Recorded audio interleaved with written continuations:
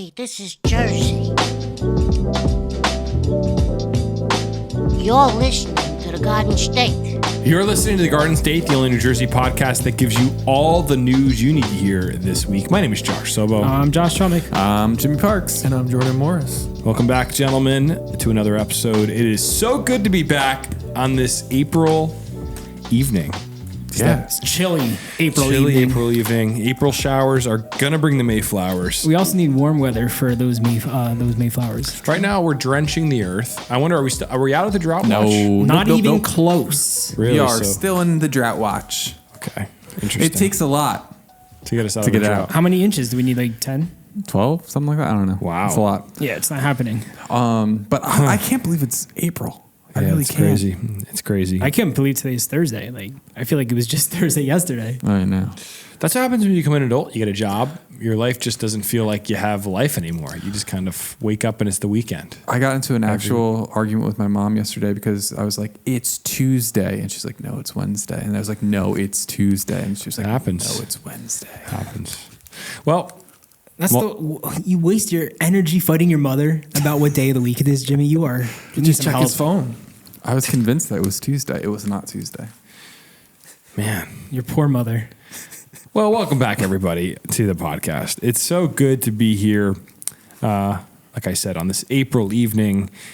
Entering spring, the weather's been cold, and we always kind of open with the weather, I feel like, but it's worth noting. It has been chilly, like you said, and rainy, but there's the promise of spring. Hopefully. It's coming. Most likely. And I'm excited for that. But guys, last week we were here. Who was here last week? Was it just me, Jimbo, and Josh last week? Yep. Yeah, I wasn't here. Jordan wasn't here. So the quadruple, the full house. Yeah. Very nice. How was everybody's week? What have you guys been up to? Christmas, Thanksgiving, Memorial Day, Masters. Today is Masters Thursday. Probably one of the top 4 weekends. It's one of the top 4 weekends of the year, gentlemen. Christmas weekend, this was like a Thanksgiving haiku. weekend, Memorial Day weekend, and now it's Masters weekend. But Christmas doesn't always fall on a weekend. You get the point. The whole week counts. Hold on, I'm curious. But it's the what is the Masters. connection you're drawing? Christmas, Thanksgiving, Top 4 weeks of the year. Memorial Day? I would throw that up there. I appreciate that you said that. I love Memorial Day. You know, the Masters is nice. At work today, we had it on the TV, and there's something so relaxing about Masters golf. It's so very peaceful. nice. Man, it's a dream to go to Augusta, man. It's Palm Sunday. It's a very special time of year. You get to watch some golf, be with family. Yes. Goes into Easter week. Very, very special time of year. I really enjoy it. Jersey City Marathon. It's Jersey City Half Marathon. I feel like it's going to be a madhouse. Like, how many it people will are be. running this thing? It's got to be, I don't know, 10,000, 5,000, something crazy like And that. you said the parking garages are already like packed? They're booked out, man. It's like, where are you going to park? 10,000? You're going to drop me off, or my dad's going to drop me off. Okay. I'm going to run the race in a 2-hour pace, so 7 to 9 a.m., and then you're going to be there to pick me up, and I'm going to leave. Where's your wife and daughter going to park? She can't come. They're not going? No, I told her don't worry about it. Why? To bother. support you? There's nowhere to park. How are they going to come watch? What time's the race? 7 a.m. to 9 a.m. Okay. What time are you getting there? Probably 6. Wouldn't they get there at 6 with you? Like, if you just found a parking spot? I literally don't think you can park. Really? I think it's like Oh, so I'm Fully booked. am I screwed? you can. There's a drop off and pickup zone. Because I could just drop you off and then I don't know. I guess like Maybe Uber there. I don't know. That's don't know. crazy. We'll figure it I don't out. know Jersey City. I never go there. Joe, why don't you bring your bike? Wait, would be cool. totally. I could park far after I drop off Sobes and ride my bike, Yeah. or I can get my run in because I'm running now. You know run a half that's marathon. that's super illegal. I think it's called banditing a race. If you jump in a race without a bib I'm on. not jumping in the race. I don't want to. I can't run a half marathon. I'm saying running the mile from my car to the race. Park You 13 ever miles away. Get my run out of the way. Remember when Kramer won't put the ribbon on at the walk? You won't wear the ribbon. That's Chomek. That's me, Chomek at the Jersey City Half. But yes, I am running a half marathon. This is my first. I'm gonna get it over with. So I gave an update on the pod last week that I did my first run. Yeah. Oh, we gotta talk about this. I went over Josh's this weekend because he was like, can you help me move something? Because he's been moving a bunch of stuff. And I was like, sure, I'll come help you. And I show up to his house and his daughter hands me a box. And Josh surprised me with a Forerunner 255 Garmin watch. Because he's like, you're into running. You did like 4 runs. I think you could really use this. So, I'm actually really enjoying running, guys. I always knew you'd be a great runner. You have good cardio. You're just one of those people that I could see you doing ultra marathons. I mean, like my first run, I started like 10:32 when I said in the pod last week, and now like I did my last 2 miles 8:55. You're getting faster fast. I mean, like I'm just trying to see what my limits are because I don't know what my limits are. And I just want to shout out to everyone listening to the pod who followed me on Strava because I've been getting a lot of random followers. So I'm guessing it's people like who listen to the pod. So thank you guys. But I've been following everyone back, and we got some crazy runners following us, Josh. Yeah, crazy. Like this one dude I followed back, like running like 7-minute miles for like 7 miles, like normal. I'm like, for me, like this was so foreign to me because I'm a new runner. But like after running, I'm like, that's fast.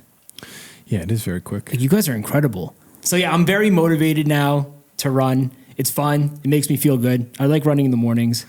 But yeah, last weekend I ran Saturday and Sunday, helped you move, got the watch. Thank you for the gift, Josh. I can know my heart rate now, which is awesome. It's a good thing to have. When you track your sleep, you start to realize how bad you sleep. I've been having some good sleeps though. I've been getting in the 80s. Yeah, I maybe that's a me thing.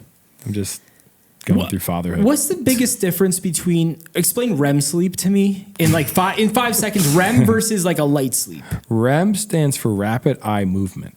So when you're in REM sleep, your eyes are jittering back and forth. It's your I've deepest. seen that happen. Yeah, it's like your very deep sleep. Crazy. So that's good sleep. Yeah, REM is like Nice. is like the sweet stuff. That's what you need. That's when you have like crazy dreams, I think, too. Yeah, because I've been having a lot of REM time. And if you notice, when you wake up really groggy, now that you have a watch, look down and you'll realize you probably woke out of a REM sleep. That's why you feel that way. Your alarm woke you out of REM sleep. That's crazy. And then when you wake up feeling like, you know, when your head pops off the pillow and you're like, I feel great.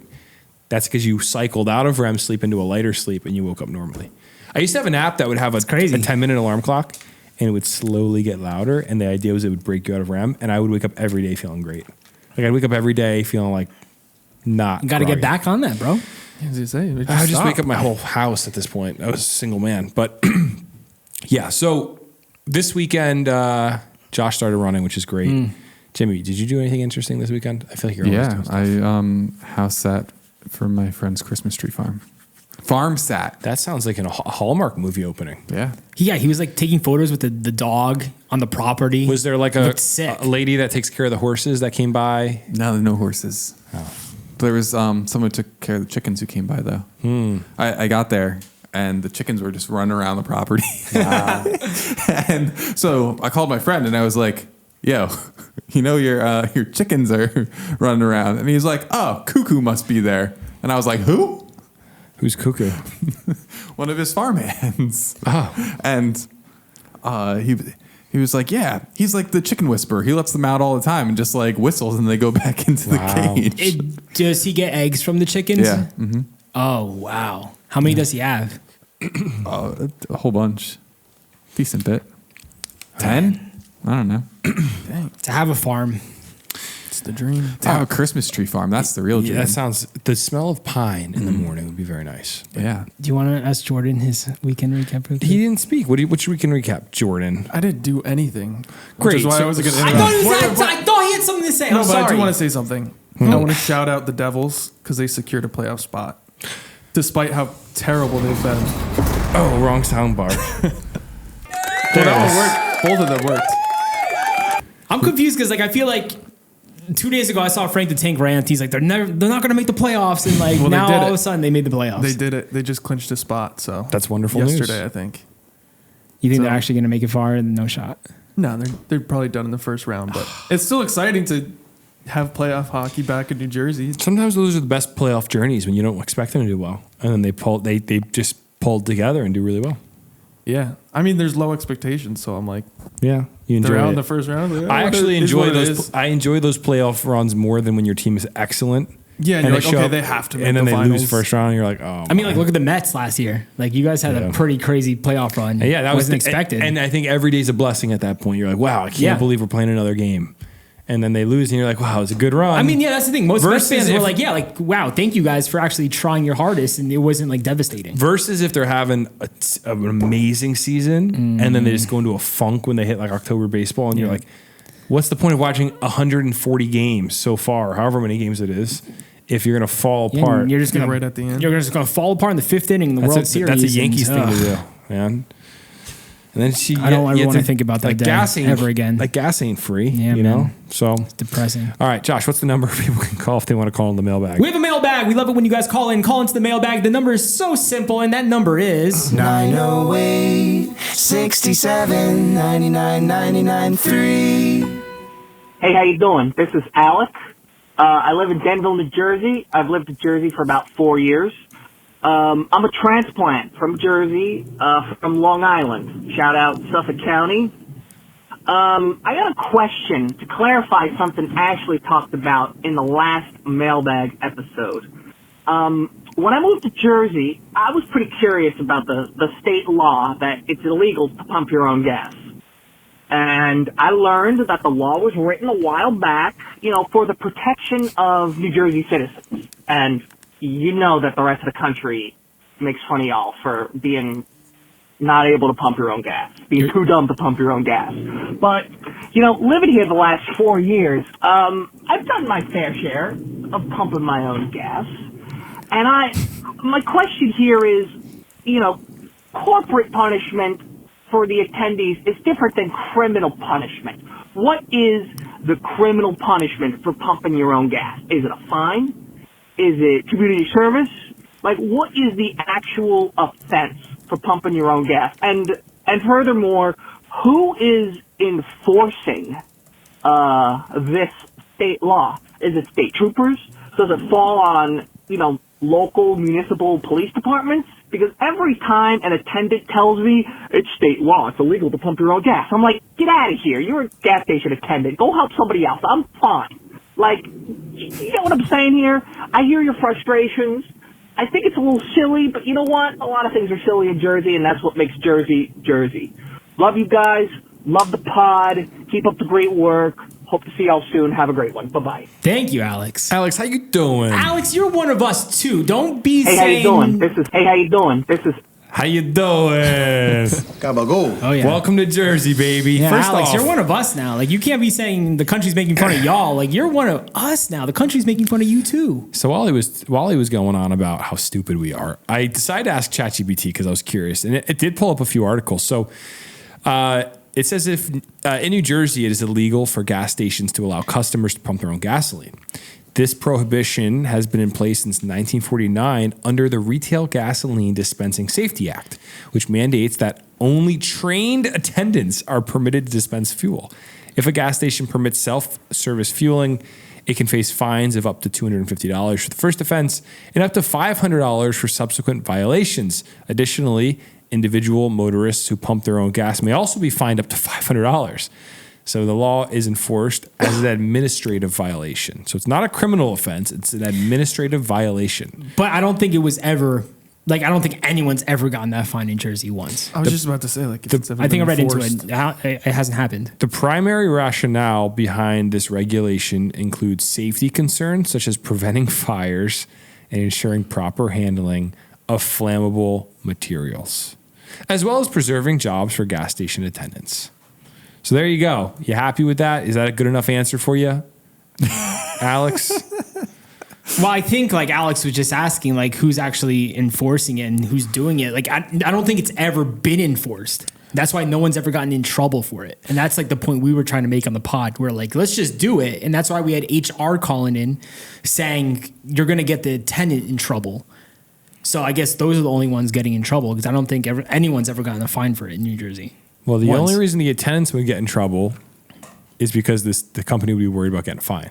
And you know, to be honest, I'm shocked there's not more instance like gas station fires or people like messing up. But why would there be? Right? If you take the pump out of the car, most of them are like automatic, right? Like you probably can't spray that shut everywhere. off, yeah. I don't know why there'd be fires. I mean, like unless you're pulling a Derek Zoolander and lighting a cigarette, Exactly, yeah. you're spraying your friends with the gasoline. I Yeah. mean, it just seems like a pretty foolproof operation. It's pretty good. It's a good little setup.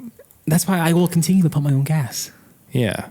Alex from Denville sounds like the type of guy that likes to hang out at the pasta shop on a Friday night. You know, the pasta shop. You ever been there, Chomik?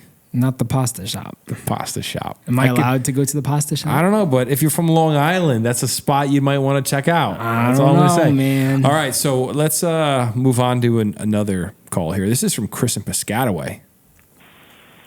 Hey guys, it's Chris from Piscataway, long time listener, first time caller. I was calling in about the song, Vitamin C.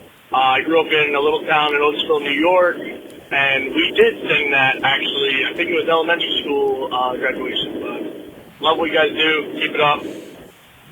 Yeah, so last week we talked about Vitamin C, amazing American artist, also from New Jersey. Jordan, you weren't here last week. Did you sing that at middle school graduation? What is it? As we go on, we remember. Oh, yeah. So we were playing that and reminiscing about it, and then we realized she's from New Jersey. It's a Jersey song. Really? So maybe it was like Underrated. like Chris said, he lived in New York, so I guess it was an East Coast thing, or maybe like Jersey, New York I think thing. this is nationwide. I think it swept the nation. I don't think so. I think so. I honestly really think so. I mean, it was on Now. Remember the Now? Now that's what I call music. Yeah. Yeah, it was on one of those, I think. You got to bring that back for the kids. I know, They got to get man. off I used to TikTok and get back collect to a good old Kids Bop CD. Dude, Kids Bop. I'm glad that we weren't part of the Kids Bop generation. Like, we just passed that mark. Like, we were in the Now. Kids I never Bop, listened to any of those CDs. Neither did I. I was never allowed to have one, but I always listened. What? You weren't allowed to have Kids Bop? No, I told you I wasn't part of Kids Bop. Now, I think actually I had a few nows, but like my parents, there's some songs my parents like you shouldn't be listening to that. Yeah, but Kids Bop Yeah, like they- censors it to They like dumb it down. Jimmy, No I just end. said I was too old for Kids Bop. Kids Bop really started popping when I was in high school. They got weird in the later years. I remember seeing them do like Lil Wayne covers. Like, why is this Lil Wayne song playing on a Kids Bop Yeah, it was CD? really weird. I'm That's kind of strange. glad that phased out. Does Kids Bop still exist? I mean, think I kind of feel makes like you they wonder, do. like, are they trafficking kids into this program? Like, what's the deal? When's the with that? last Kids Bop album, Jim? 2021. Okay, see, they died in No, 2021. no. Wait, maybe. Hold on. But like, They got why would you another listen to one. that and just not the regular song? Because it's dumbed down. Because it doesn't have They curse take- yeah, words they in it. take out It's curse clean for the words, kids. Anything inappropriate. Kids Then why Bop not Kids. just play only clean music for your kids so they get the full effect of good They music? just released a new song on March 7th. Ooh. Why? It has 300,000 plays already, almost 400,000. What song is Wow. this? They're popping. Let me guess. They released a song in March. It's probably Espresso by Sabrina Carpenter. Oh, turn that off. What is it? What is that song? Apt apartment? I Is that don't what know, it means? but it's- APT? Period. I don't know. Kids Bop 50 dropped January 17th, 2025. They got their 50th one out. Nice. Jeez. Good All for right, them. Should we do one more call here and then get into the news? Yes, sir. All right, let's check out what Pauline in Sussex County has to say this week. Hey, Garden State crew. It's Pauline from up in Sussex County. Haven't called in a while. I'm also a week behind. Don't hate. But I'm just catching up on the podcast now. And I heard the one about the gas pumping and you wanted to pump your own. Listen, I ride a motorcycle and I have not had one gas attendant give me a hard time about me pumping my own gas in my motorcycle. Just wanted to put that out there. Sorry, Ashley. I don't like the gas attendants touching my bike. And at least if I get gas on the tank, then it's on me, not on them. But anyway, just wanted to put that out there. If you ride a motorcycle, you might be getting away with it. Anyway, bye guys. Wow, thanks, Pauline. Thank you, Pauline. People got opinions on the gas thing. I think it's a non-issue. I think do whatever you want. Pump your own gas. Get it pumped. If HR cracks down on the people, who was our listener last week? Remind me. It was Katie? Ashley? Ashley. Ashley. She was very upset. And Ashley, I'm very upset that your corporate company that pumps gas in New Jersey has not reached out for a sponsorship deal yet. That's the bigger issue we got to tackle. We will sell out completely Yeah, a brand deal. For a quick check deal. Yeah, right. Also, I cut feel the like- check. Cut it. I feel like any person with a motorcycle, like people are just attached to their bikes. They don't want a gas attendant like possibly scratching up their motorcycle trying to put the pump in. It's not even that. I feel like I always see motorcyclists pumping their own gas. in Well, Jersey. here's the thing. Here's the thing with a motorcycle is it's so small. Like it'd be weird for you fills in sitting 2 on it and some seconds. other person's filling it. It just feels very intimate. I mean, like you and, you have to get off. So right, I get, usually? you're right. In case you get off and you're going to stand there next to somebody else, it just feels like unnecessary. I think I would be scared of them scratching the bike. So, and also I feel like gas attendants probably don't even want to mess or risk that. Yeah. Like if you want to do it yourself, they're probably happy. Like Pauline said, they're always happy. They never give her a problem. So I get it. All right. Well, some good mailbags this week. Why don't we get into some news and see what's happening all around this beautiful Garden State? What do you guys say? Let's do it. Starting off, a tale as old as time here in New Jersey is relationships between hairdressers and cops. I just feel like it's a thing. This is a very big stereotype. Did you know this? No. Hey, I've never heard that either. Hairdresser cop. So yeah, it says, there is actually a bit of a cultural stereotype, mostly in memes and jokes. I've seen the memes about hairdressers and cops being in relationships. It's not super mainstream, but it pops up now and then, especially in certain communities or small towns. So I guess the stereotype, I don't know what the actual joke is, but I've seen memes before about hairdressers and cops. You guys have never heard of this? No. Okay, if you're listening to this podcast and you've heard of this or seen a meme, can you call in and justify that I'm not crazy? I can't believe this is really, you've never heard of this? It's just never crossed my mind. I think I might have. I never stopped and thought about it. I don't know. Maybe this is niche, but I've heard it before. It's like a stereotype that cops and hairdressers always get married. If you are in a relationship and you're a hairdresser married to a cop, I have a family member that's the cop that's married to a hairdresser. It's amazing. And I heard the story. Yeah, I said this is about you guys. So here's what the article says. A New Jersey hairstylist has been arrested after plotting to have a hitman she found on Tinder kill her cop ex-boyfriend. Do you think that's where most people find their hitmen? Tinder's got to be a spot for services.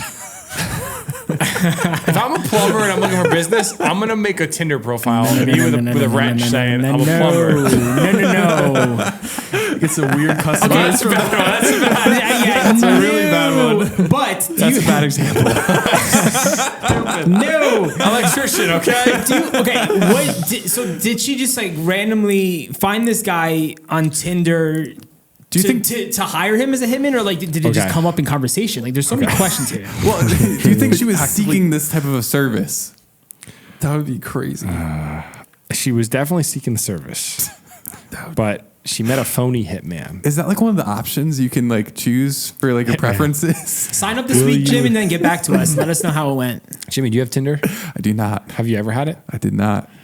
Man, I was in a relationship before the dating app generation. I've never had the opportunity, but I've always been curious what goes on the app. I don't have Tinder, but like I hear, it's just you not. You should get it. What are you doing? I ain't getting on Tinder. Not Tinder. Remember our app idea, Josh? Spot junkie? No. It was Meter Monkey, not Spot. No, that was the parking app. This one's a better version of Tinder. It's called Twinder. With a twin? Yes. What? Okay, so the concept is. Oh my gosh! The concept of Twinder was it started as what if twins wanted to meet other twins? That's great. Double dates. That's great. But then it turned into if you only want to go on double dates, so you don't want to be like think about how great this is. You don't want to go on a solo date, so you twin up with a friend. So me and Chomik are single guys. So you don't have to be a twin. And you get to find another double date pair. No. So it's like, hey, let's find two girls. Let's go out. Let's have a fun night out at a restaurant. There's 4 of us, so it's less awkward. Twinder. I think I like the idea of you have to have a twin for Twinder to work. Solve an audience. Michael, help the twins out. Wait, that doesn't really work though, right? Remember at the hotel in the office when he's like, Michael, they're twins. They're twins. Wait, because this Twinder thing is kind of weird, right? Because like only one of them could actually get married to the other. I think legally twins can marry 2 twins. Why not? There's nothing against the law with that. You can marry siblings.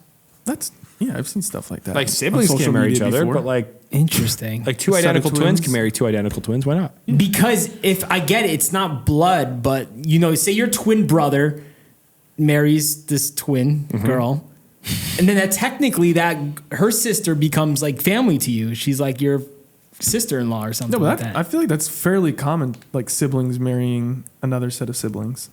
Really? Yeah. It's interesting. I definitely didn't know heard that. Well, sister-in-law doesn't mean there's like any sort of real. I know, but you're not going to date your sister-in-law. Well, you could. This is weird. So you're saying your sister gets married to some guy, and he has that's not your sister-in-law though. No, sorry, I messed up with the in-law. That's really weird. So if my sister marries a guy. Yeah. And That's your brother-in-law. yeah, and he has a sister. That's not your sister-in-law. That's just your brother-in-law's sister. Yeah, but So- I'm not gonna try to get with her because she's like family already, man. That's I don't know. Listen, man, That's crazier things have weird, happened. dude. No, that's not weird. I think don't that's weird so at all. weird. Twinder. Twinder. So back to the story, guys. Wow, this podcast is a little off the rails this week. So a New Jersey woman allegedly tried to orchestrate a murder for hire plot targeting her former cop boyfriend and his teenage daughter through a dating app, offering $12,000 to kill the pair.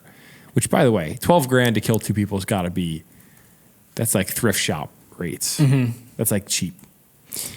So Jacqueline Diorio, 26, was arrested in Gloucester Township after she began communicating with a confidential informant to pull off the double murder.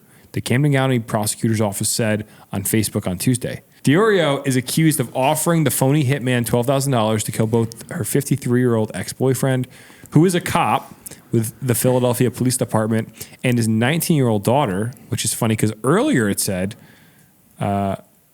she was a teenage daughter. Never mind. So Diorio is accused of offering the phony hitman $12,000 to kill both the 53-year-old ex-boyfriend, who is a cop with the Philadelphia Police Department, and his 19-year-old daughter. She met the fake hitman on the popular dating app Tinder, according to the Camden County criminal complaint affidavit obtained by NBC Philadelphia. After exchanging messages, authorities said Diorio and the man met at a Wawa on March 31st. Yeah. Dude, we've read so many stories where like serious criminal stuff began at a Wawa. Also, some pretty good love stories. There was a love story at Yeah. a Wawa. Yeah, I mean, people meet up at Beautiful Wawas. spot. So she exchanged several phone calls and text messages with the informant from March 31st to April 3rd. During the communication, she allegedly said she wanted her ex-boyfriend dead and revealed he was a police officer. So here's what I'm wondering. How many informants are floating around on dating apps? That's what I was wondering too. It's very And interesting. what are the odds this guy linked up with her? Like, Or do you maybe think this they guy was knew. actually just looking for some love and it just happened to fall in his lap? He just happened to be a confidential informant. Yeah. No shot, right? Like he No. had to have He's been like, working. he's like, I can never get an off day. He was actually falling in love with this he's girl. madly in love with her. He He's like, really "You liked gotta-" her, and then she sent that text She's message. like, I want to get him murdered. And he's like, you've got to be kidding me. You never know. Never know. That is an interesting So- point though. Like Yeah, I mean, there how have to be. how common is it like to have people I mean, on these apps like looking for services like this? To the point that they would actually have confidential informants? it's probably happening a lot then. That's what I mean. Like Yo, that's Tinder's sketch, dude. That's what I'm saying. That's weird. So prosecutors are saying that Diorio met with the informant at a Dollar General store on April 4th. She then allegedly handed over $500 in cash as a down payment for the killings, and she said she'd pay the rest in installments.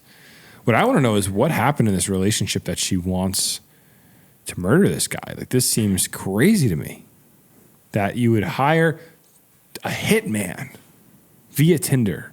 I mean, you can't be the sharpest knife in the block if this is your plan.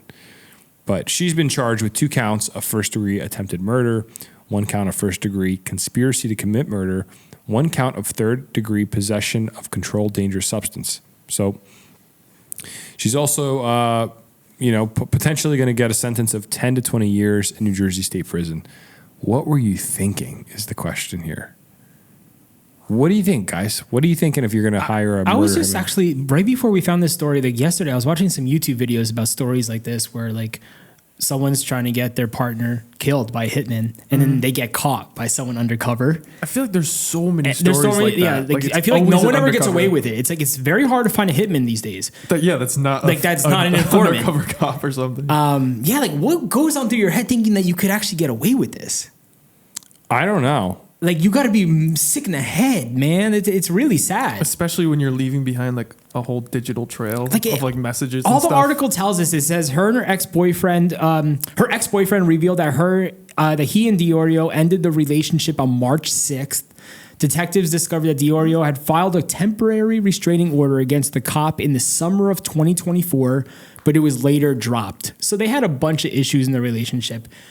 But what happened that it led to her trying to get him killed? And also his daughter, who's only a few years younger than her. Yeah, man, it's strange. Strange stuff. But thank God she got caught. So now she's going to pay the time. Yeah, I mean, she did the crime, she'll do the time. Yeah, man. And she lost out on $500 too. Yeah, which is at a Wawa, at a Dollar General, actually. Dollar General. Which could have gotten you I wonder if the 500 guy- of something. I wonder if the guy kept it though. She could have gotten like 500 of those little erasers that are colorful.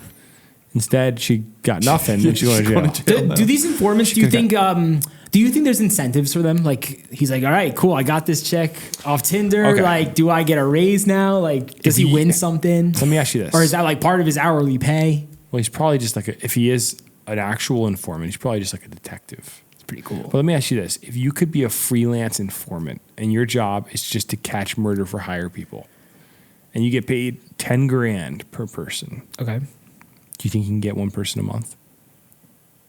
Do you think it's too many? I think I could bait people into it. So you would But set you them have to up. get them caught to get the money. Yeah, but I would like convince them that this is something they need to do. like the Chris, kind of like, like, it's like where Chris would, Hansen where method. would you start?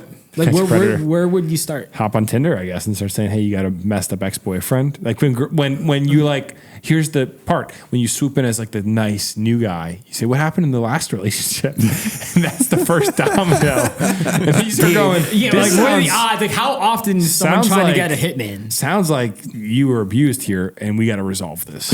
Oh my god. Very. That's messed up. Make a lot of money though. 10 grand. I mean, for 10 grand, I'm kidding. If you're an informant, call into the pod or Yeah. just come by and talk to us. Use a vocal modulator and Yeah, call we'll in. change your voice. We want to know all of the secrets that no one else knows. Here's the other thing I'll say is the Garden State, we're tight-lipped. If you want to call in ever as an informant for anything and you just open the call and say, change my voice, we'll change your voice for you. We don't care. It'd be awesome. Yeah, I've you're been wanting like- to do that for 159 episodes. If you're like, hey, I'm a cop in that town where that thing happened, here's what's going on, and you want us to change, we'll do it. Easy. A helicopter tragically crashed on the Hudson River next to Jersey City, killing 6 people. This only happened 6 hours ago from when we're filming this. So we're still waiting to get all the details on this, but it's kind of crazy. You see the video, this helicopter kind of splits apart in the air. It just Yeah. like exploded. How does that happen? Yeah, a New York City sightseeing helicopter broke apart in midair Thursday and crashed upside down into the Hudson River, killing 6 people, including a family of Spanish tourists. Mayor Eric Adams said the flight began at the downtown heliport around 3 p.m. and that the dead, including 3 children, had been recovered and removed from the water. The flight lasted less than 18 minutes, officials said. So this is Tragic. horrible. Whole family, man. Just on vacation. Excuse me. Just on their vacation in New York City. And what I wonder here is what was going on with this helicopter? What kind of maintenance was being done to the helicopter that it falls apart? It would have had to have been poor maintenance, right? I mean, helicopters are required to get like crazy inspections all the time. Yeah. So just catastrophic failure. Like things happen. It's unfortunate. What do you mean things happen? The helicopter split in half. I know. Yeah, but It's like, just not like, oh, it's another helicopter split in half. sometimes fell like apart. Things right, happen. like It is crazy. things happen sometimes. Like, though. could a flock of birds do that? I don't know. Like, could it have hit a bunch of... possible, I guess. It's kind of wild, man. And obviously, we're going to get more information in the coming weeks, but yeah, it's... Yeah, NTSB has to do Mind-blowing their right now. investigation. How long do those take usually? They put out a preliminary report like pretty quickly, a week or two. Okay. But then like the full report, it's actually really interesting. They bring all the pieces of the helicopter into this warehouse in a secret location, and they essentially rebuild the helicopter. Wow. Oh. And yeah, I heard Like- those investigations take like 2 years though. they can take very, very long time. Like the DC flight crash, like we won't hear about what happened there until another 18 months probably. Yeah. So, yeah, the Federal Aviation Administration identified the helicopter as a Bell 206, a model widely used in commercial and government aviation, including by sightseeing companies. The National Transportation Safety Board, which Jimmy just mentioned, the NTSB, said it would investigate. Video of the crash suggested that a catastrophic mechanical failure left the pilot with no chance to save the helicopter, said Justin Green, an aviation lawyer who was a helicopter pilot in the Marine Corps. So this is just a totally all-around horrible, tragic situation. There's one other piece here. It says it's possible the helicopter's main rotor struck the tail boom, breaking it apart and causing the cabin to free fall, which is what it looks like in the video. Yeah. So the last quote here is, it says they were dead as soon as whatever happened. So it sounds like before they even hit the water, it was over. They were dead. It's horrible. Yeah.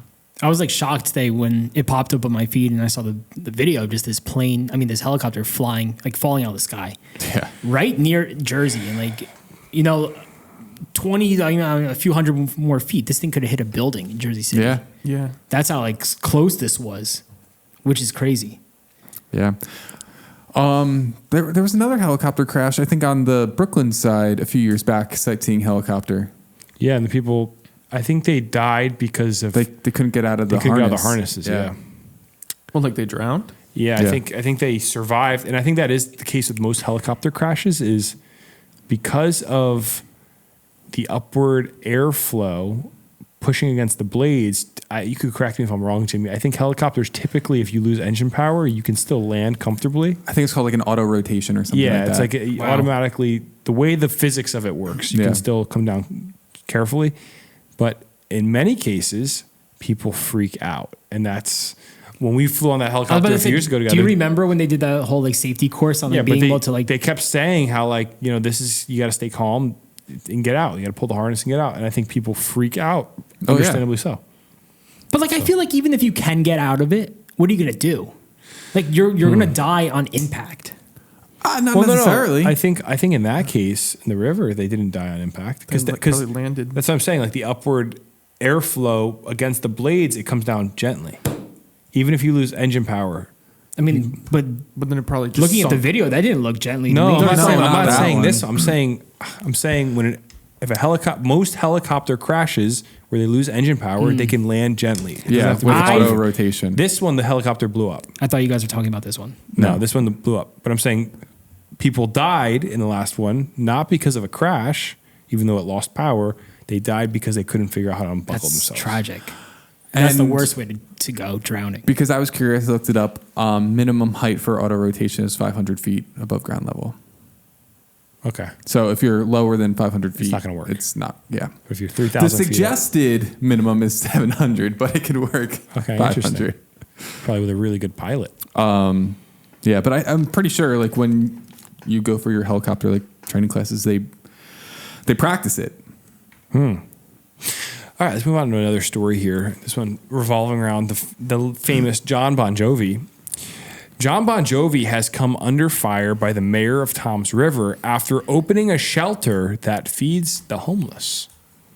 This is an interesting kind of moral dilemma going on in Toms River between the mayor and Mr. Bon Jovi himself. Mr. Living on a Prayer.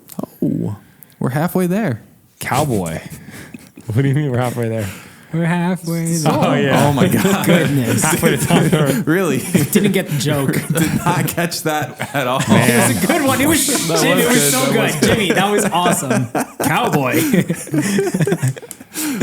What song is that? I'm a cowboy on a stick. I don't know. You Dead or said Alive? cowboy. Dead Yeah. or alive, right? Yeah, he's a Dead cowboy. or So, a New Jersey mayor accused singer John Bon Jovi's community restaurant and local county commissioners of turning a library into a day shelter and soup kitchen. Toms River Mayor Daniel Roderick took aim at commissioners and nonprofits, including John Bon Jovi's Soul Foundation, out of concern about a growing number of homeless men drawn to the Ocean County Library.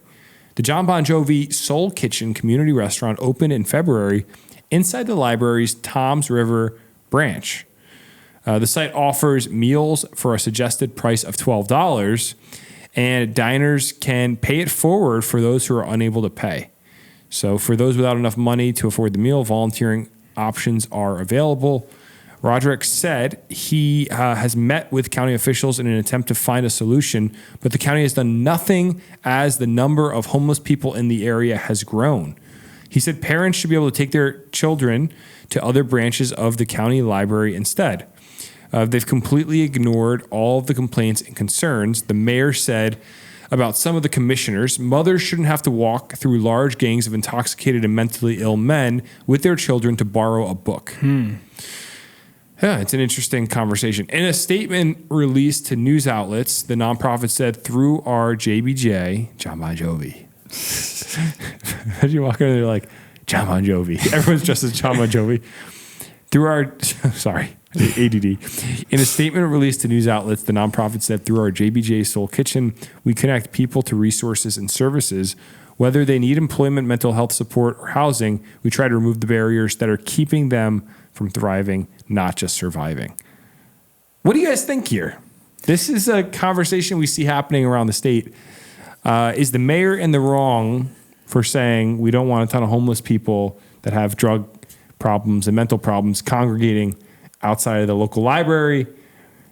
What do you think? This is a PC one. I know you're not allowed to actually have an opinion on this. So I don't know Tom's River. Well, like I've never been to this area. I don't know the library. Why is the Soul Kitchen in the library? I think it's next to the library, right? Or is it actually They said it's like a wing of the library, right? Or something like that? Yeah, so it's Bastion, who serves as a liaison to the Ocean County's Library Commission, shot back at accusations that the library is housing a soup kitchen. So it's she clarified the pop-up does not give away food for free. She noted adding that customers have to clean up and do something. Commissioners, meanwhile, have been in talks with the sheriff's department to place officers at the Toms River and Lakewood branches of the library. It's a sad situation, and we have to come up with a solution, Bastion said to those experiencing homelessness. In the meantime, it's a public library, and we were keeping the people safe. So, yeah, it sounds like why it is it in actually a public in the library? That's so I feel weird. like everyone would be at peace if this Soul Kitchen was its own little building, right? Not Is necessarily. the biggest uproar here just having all these homeless men at the library where there's families, where there's kids? It sounds like a mixed bag here, right? I don't know. I think this is a complicated one. I know that people don't want me to say that. Probably they want to hear just a slap-on answer if this mayor is an evil guy. But I work in New York every day, and when you're around really mentally ill or people that are on drugs that are homeless, there can be situations that are deeply uncomfortable. And I wouldn't want my wife and my kid being on a subway with a guy that's screaming mentally ill. Like, this doesn't look like a library, though. This looks like its own little building. That might be one of the other locations. Is there multiple locations? I don't know. Can we fact check that, guys? Inside John Bon Jovi's kitchen in New Jersey. Like, I don't know if there's multiple around the state, but I think there's only one. I'm pretty sure. yeah, it doesn't look like a library to me. Maybe it's just next to it. The foundation is celebrating while the JBJ Soul Kitchen in Red Bank, New Jersey is going on 10 years. And the second restaurant location in Toms River. Yes. Okay, so yeah, Red Bank and Toms River. So that's probably the Red Bank location I'm looking at. Disregard. Yeah, brother. Do your research a little bit better. I feel like this is a common issue though with stuff like this, where it starts out as something that's well intentioned and then has these unintended consequences of like accidentally drawing in more people who, you know, Well, you're you're trying to help the people in your community, Yeah. and before you know it, you're actually drawing in more people from other communities, you know, to take advantage of the resources. Yeah, and you people make start it- hanging around. They and start it hanging becomes around. rowdy, and it becomes a mess, and it's not what and it the becomes community dangerous wants. in that area. It's like, Yeah, it's like an interesting moral question because you want to help people, of course. Yeah, I see. I guess I could see it from both angles. We got to figure out. Here's the thing with the homeless. I was thinking about this on the way here because there's another article in Summit. They're going to start finding the homeless people that sleep in the park, and I think the homeless situation is complicated. If anyone says they have a solution, they don't because it's super complicated, and it's complicated. I think because there's three categories of homeless people. There are people that have severe mental illness. There are people that have severe drug addiction, and there's people that have fallen on hard times. And I think we like to think that most homeless people fall into the third category. It's like a single mom who lost her job. I think we really know how as a culture to help that group of people.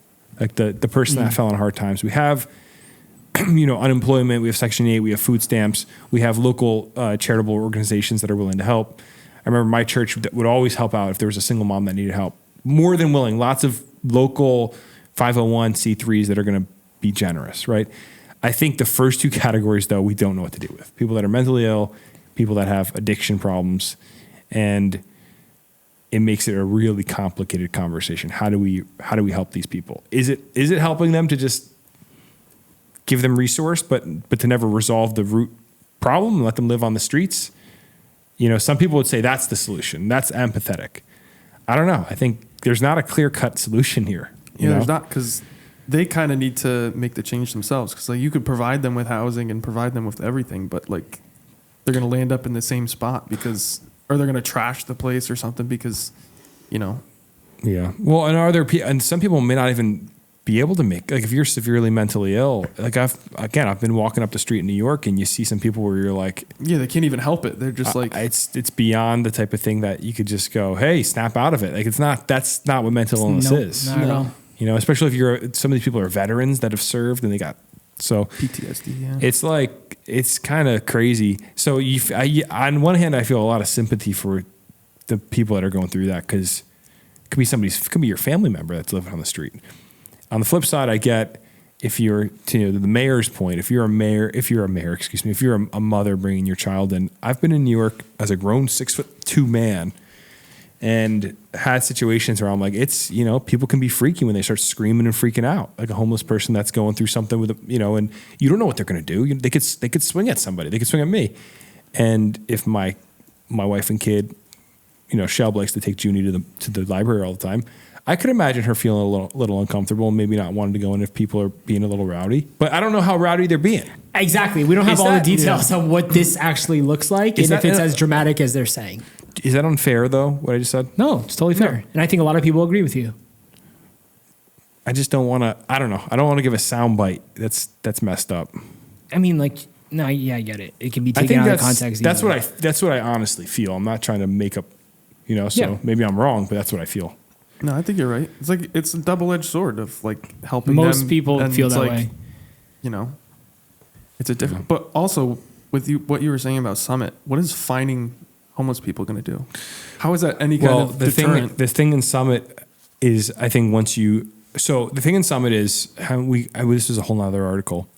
So Summit's interesting because there's a train station that's has a heated interior. Mm-hmm. And there's lots of Summit, super rich, also very, I would say, pretty generous town. They have a lot of food pantries and like the YMCA, they collect food and they distribute it.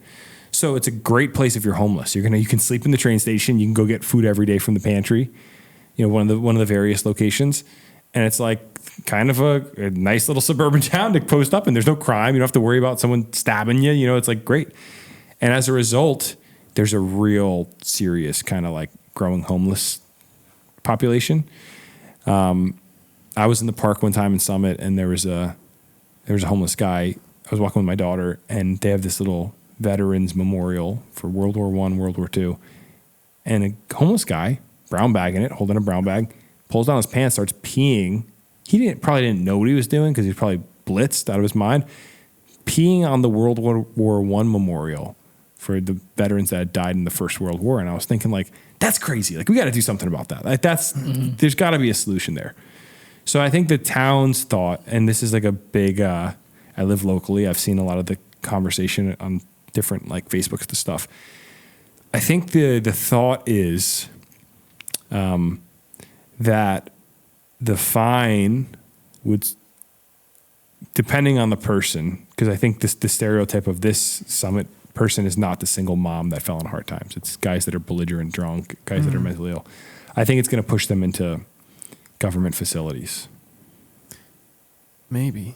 But I'm just like, I don't know. I'm like, if I'm a homeless person, I get a $5,000 fine because so you get a fine. Then what happens? You do it again. You get a second fine. They arrest you. And they're going to process you. Or is he going to go to jail? Well, he's mentally ill. Send him to the carrier clinic. Send him to it always comes back to like what you were saying. It's like a lot of these homeless people don't want the help. And like what Summit's saying is like, hey, we're willing to help these homeless people if they want to step up and get the help. But most of the time they don't want help. Well, let me read and that's where it gets really tricky. So the town councilman made a statement. I thought this was super interesting. Yeah, that's the one I'm referring to. So here's what the town councilman said. Because this is like, you could imagine the moms, the super wealthy mom crews coming through with their virtue signaling. And then you have people on both sides. I mean, like people going back and forth. So the councilman said, let's get something straight. It's a preposterous idea that virtue means surrendering public spaces to individuals who have no intention of helping themselves. That's not compassion. That's not generosity. That's appeasement disguised as empathy. You're not a hero for supporting that. you're not saving anyone. You're just making it easier for people to continue destroying themselves and everyone around them in the process. So I'm going to read the whole thing and then we can talk about it. Now, thankfully, we found a balance. We offer shelter to anyone that wants it. We engage people who are ready to accept it, to step back from the abyss, as we should. That's what decent people do. But we also insist that our public spaces remain safe and accessible for everyone. And that means setting boundaries. That means saying no to those who refuse help and instead choose to get high all day, to threaten children and harass bystanders, to vandalize and destabilize the very structures that make communal life possible. And yet, there are people, well-meaning maybe, but dangerously naive, who champion policies that ignore this distinction. And why? Because it makes them feel good. Because it props up their image of themselves as morally enlightened. But let's be honest. They're not serving the public. They're not saving the addicted. And they're certainly not heroes. They're enabling chaos. They're abdicating responsibility under the guise of compassion. And that's not noble. Real heroism, that's telling the truth. That's standing up for the vulnerable and for the community as a whole. That's demanding accountability. That's drawing a line and saying, this far, no further. Because without order, there's no freedom. Without boundaries, there's no compassion. And without courage, there's no heroism at all. What do you guys think? Yeah, I think you need to set. I think he's wrote it out so well. I read that. I was like, that was really well read. Yeah. There needs to be rules. You can't just let the homeless just run crazy and then run the town. That doesn't work. These people want to run the place and they need help. Well, I think that's the problem. They don't want help. If there's resources available, here's the difference. If it was like, hey, you're getting fined and we have no solution to this. You're just homeless and we hate you. It's one thing. But if the state is saying, hey, we have a housing facility, you can get a bed, you can get your 3 meals a day. You have that option, or, that's really the option because you can't live on the streets. Like you said, you went to Tokyo, right? Did you see any homeless people in Tokyo? There was some areas, like some neighborhoods that were kind of more like run down. So you'll see it here and there, but main city of Tokyo, no, so clean. No one living on the streets. Not even a thing of garbage on the floor. So clean. So I wonder if it's like culturally our philosophy has become, we've become so soft. Well, I think it's like the one flew over the cuckoo's nest thing, because we used to have robust federal mental facilities like Greystone up in Morris County. That's a very big one if you look that up, guys.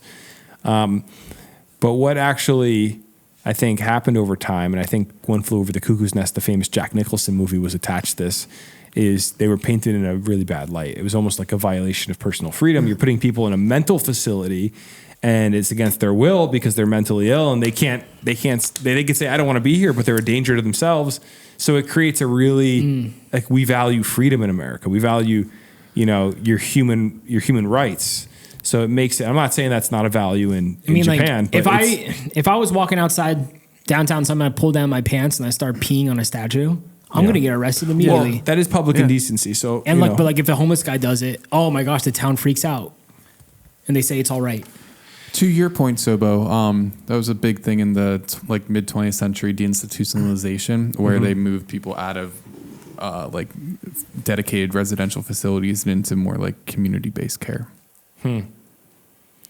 I learned that in Mr. Wagenblast's psychology class in senior year of high school. I think there's a serious mental health crisis. And I'm not talking about 15-year-olds saying that they're anxious, because that's every 15-year-old, it seems now. I'm talking about the severely mentally ill, the people that are on the street, that can't function. They're going to the bathroom on themselves because they can't function. And I think it is, my perspective has evolved where I don't think it's empathetic to let that person stay on the street. I don't think they're going to get killed. Yeah, they're going to kill themselves. You can't love that person and say, "Hey, I really care about you. Sleep on 42nd Street." No, that's not a good. Like, I think, and now, it's weird. It gets into a weird area where you're going to force them to go live in a government facility. I mean, I don't know. It's not a clean cut solution, but it seems like that's more empathetic, where they're going to be clean and safe and get meals. Then, if I knew 5 years from now I was going to be totally mentally ill, and I knew the future reality in my sane state, I could look in the crystal ball and see the future, and I knew the two options where I was going to be living on the street on a cardboard box in Manhattan or living in a government facility, I would say right now, in my clear state of mind, put me in the facility.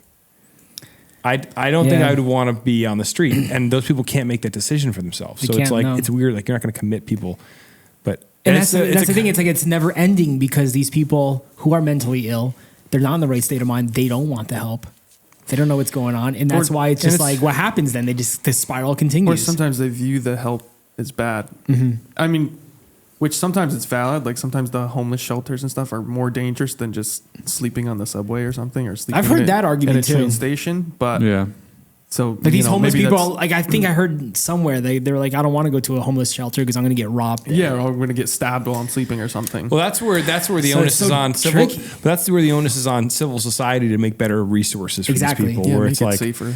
And that's where if you're in a one-off local charitable facility, yeah, I could see where potentially there'd be some fear there. But if it's a government facility that's being run by the state, well, then there's accountability. The state has to make sure people aren't getting stabbed. Like in the same way in prison, you can't just allow people them get to- stabbed, but they do their their best effort to make sure that doesn't happen. Yeah. Yeah.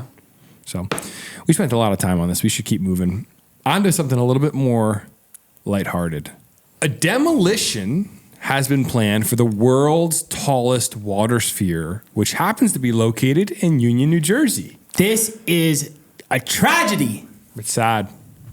Why? I've lived Why? here. I've lived next to this thing my whole life, and you can't just drive on the parkway there and not see the water sphere, Why can't we just keep it as a symbol? right? Who's it bothering? Anytime I think they should just paint it and make it look really cool. Make it fresh coat of paint. And then it could be green, right? And say, "Welcome to the Garden State." That'd be cool. That would be awesome. But the thing is, you're not entering New Jersey right there, but it could. But you're close enough where you could be coming from Manhattan. From Yeah. they could put it on the Newark Airport facing side, so when people get on Parkway True. South, it says "Welcome to the Garden State," and it's green and it's beautiful. Do you think we could buy it? That's what I was going to Also, say. it's the world's tallest water sphere. This is legendary, fellas. Like this is not just no ordinary water sphere. This is the tallest one. Is it also the largest by volume, or I don't know details, but like it gets very tricky there. But yeah, it's a pretty local Okay. spot. It's crazy. Question: if at the bottom of the sphere you put a little coffee shop, so Terrible location, but possible. okay, well, listen. No And one's you going to go. sold hats and T-shirts for the world's tallest water sphere. Could this not be a tourist trap? It could be pretty cool. You put a little roadside, like you stop by, you get a trucker hat that says, "I visited the world's tallest water sphere." Got to go down like some tiny little path into the woods. But it's like a little shack back there. You get a little hat and you coffee and hang out. Imagine Merchandise. who owns the water. Does American Water own that? I would imagine. Yes. Yeah. Like, And who's the American guy we go Water. to be like, we'd like to buy this? Or Good luck. What's can the we price? get a photo of us standing on top of the water Is there sphere? a standing area up there? There's got to be, I mean, right? you could stand on top of it. I know somebody that works from New Jersey. American Exactly. Water. I can reach out and ask. Could you imagine a drone shot of us standing on top of the world's largest water sphere? That would be pretty cool. Should I ask right now if he knows? Yes, you should. I think it's a tragedy, though, because we just lost the tallest roller coaster. Now we're losing the tallest water tower. Oh, you're so right. I'm like, 2025 is the worst year of my life. there's two of the We're getting tallest shorter. things that are being lost from the state in a matter of like 2 months or whatever. Soon they'll be taking down the High Point Monument. Everything's That would be- coming down. That'd be cool. That'd be cool. What? But okay, Josh is gonna read the article. I'm a little upset because it doesn't really give us a reason why it has to come down. I know it's out of commission, but still, come on. Like, who's it bothering? Is it dangerous? Is it gonna fall down after a storm? I don't know. We don't have the details. I'll be honest. I think it will make the area look nicer. Yeah, but Josh, That's a crazy how switch up. much nicer are we talking? Like by a percentage, like a 0.5%? It's not changing anything. I think It's a national it's landmark. the deindustrialization Yeah, I get it. aesthetically of the area. They just knocked down that bowling alley in Hot 22. Remember that? It's good spots.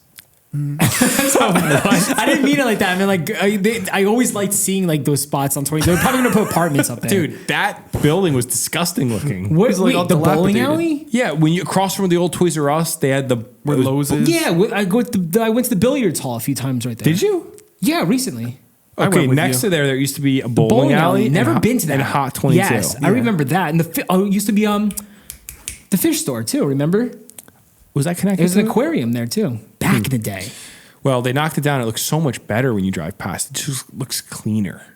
And You think hopefully they're just gonna put like apartments up I there? hope they put Like a quick did check-in one- or something like that. Well, there's already a Wawa. Yeah, they right just there. put the Across the Wawa street. across the street. Yeah. Be good competition.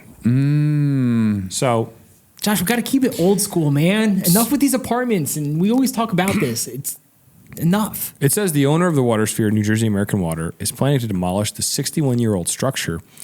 It's a well-recognized feature of the landscape along the Garden State Parkway and Route 22. Some locals call it a landmark, but others will not be sad to see it go. It was built in 1964 and was taken out of commission in the 1980s. So this thing's been I didn't know it was out of commission only there that for long. like literally 20 years they got out of this thing. Still, it's the tallest in the world. So it looks like it's been used as like a tower for radio communication. Yes. So Aaron Barnes, Oh no, it says currently it's home to antennas. That's Yeah. how it says. Aaron Baines, a spokesperson for the company, said the decision was made after careful consideration and evaluation, and it will be taken down in the coming years. In 2019, the company notified the township it was developing demolition plans. So this has been 6 years, of planning. We understand and appreciate the community's connection to the Union Water Sphere, and we have already been in contact with the Union Historical Society and plan to save parts of the tower to donate to the Oh, that's organization. lame. That's lame. memorabilia. Keep it up. We need a piece of it. We should ask for No, the that yield. would be cool. We should ask for peace. Yeah, but we should fight for this. We should say no. We need to keep the sphere. We have to be like the grandma in Hey Arnold. Remember when she chained herself to the tree? Yeah. And like she wasn't going to let them tear We it should down. chain ourselves to We this. should chain ourselves to the water sphere. So And so when they try knocking it down, they can't. I just found Erin Baines, her profile on LinkedIn. Should I reach out and see if she can get us on top of the water tower? why not? Wouldn't hurt. Here's a photo of people on top of it. Are you serious? Yeah. Oh yeah. But how do you actually get up there? You have to go in through the inside? Yeah. Probably a ladder. Guys, that would be Oh, so we should legendary ask. for the pod if we are able to do this. Should I message her? Yeah. I can't. I'm not a premium LinkedIner. I am. So, You're not? so we'll let Jordan do that. I'll Jordan, do can you it. reach out? I'll cover that. Okay, thank you. Send me your profile. We want to get a photo on top of it before it's gone. Wait, All right, it says so Union Township officials are considering new plans for the site. Oh, new plans. I guess they're just going to Under 23 Yeah, yeah. acres. 23 acres of land. That's a lot of land in Union. Sounds To like a be lot of developed. apartments. You know what? You know what the town's gonna do? space. Apartments. Yeah, they're gonna Just do- overlooking suburban golf club. So, yeah, I mean, so a sad day. What else can you say there? It's a sad day for America. The Union Water Tower is coming down. If you've ever driven Parkway North, right around exit 139, 9. you've seen the tower. Jimmy, what's so funny? I'm on worldstallestwatersphere.com reading their news over the past No few way. years. Wait, that's the website? What are your thoughts about this merch? Wait, they sell that? No way. Wait, what's the website called? worldstallestwatersphere.com. That's so great. Wow, this site's Yo, awesome. I love the little icon in the right. I miss It's so like bad. I miss like 2005 websites. Man, Wait, look at the archives. I know. wow, this is so Where cool. were you in 1929? Little did they know in 1929 that Union Center in 35 years would soon be a prime viewing spot for the world's tallest water sphere. Guys, this is great. There's so many articles on this website. Who made this? I don't know. Contact the administrator. Wait a second. This is crazy, bro. We got to go, guys. What? Oh, no, that's something else. We have to go here. Contact Webmaster. There's a whole page on it. Dude, this is a Dan- sick website. Dan Becker. He's the guy who runs it. Dan at danbecker.info. Oh, a Texas man. Wait a second. A Texas man runs museum dedicated to New Jersey's famous water sphere. A Texas man? What? In Texas? So this guy that's running the page for the water sphere in Jersey is from Texas. Wait, go to danbecker.info. It's incredible, this website. We gotta reach out to this guy. Oh my goodness. Wait, it even has his address. We can look up his house Wait, right he now. did a triathlon. Look at the triathlon photos of him. Should we send him an Everyone email? listening, go to danbecker.info if you're Wait, hold on. We gotta interested. ask Dan Becker to call in and talk about the water sphere. He has a beautiful home. This guy's Just great. looking at his own. Wait, why can't I www.danbecker.info? This is great. He has a podcast. Really? Yeah. Oh, he's so classy. All right, so Jordan, you have to email that girl about the property. What was her name? Aaron. And Josh, you have to hit up Dan Becker. Becker. Yeah, He to get on the pod. graduated from Union High School in 1980. No wonder. Then he moved to Texas probably. Yeah. He also runs UnionHigh80.com. Cool website. Wait, the 45th reunion. All right, It's coming up in September 6th. We're getting into the weeds. If you're from Union, we'll talk to Dan Becker about this. We got to end this podcast. We're getting off the beaten path here. it was a good episode. Packed with lots of info. Packed this a week. lot of info. Yeah. Hey, thank you everybody for listening to this week's episode. We love making this podcast. It's always a good time. We'll be back next week with more New Jersey-based information and shenanigans for all of you. Have an awesome weekend. Enjoy it. Hopefully we get some warm weather. If not, well, then enjoy the Masters. Enjoy your Palm Sunday for those who observe.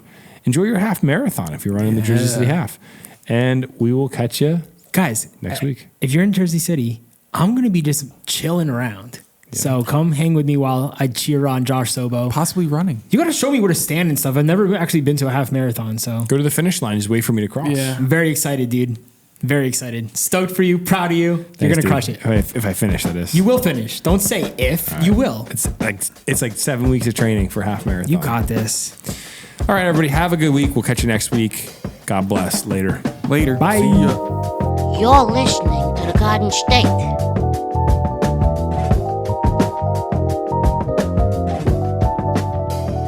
The Dirty Jers.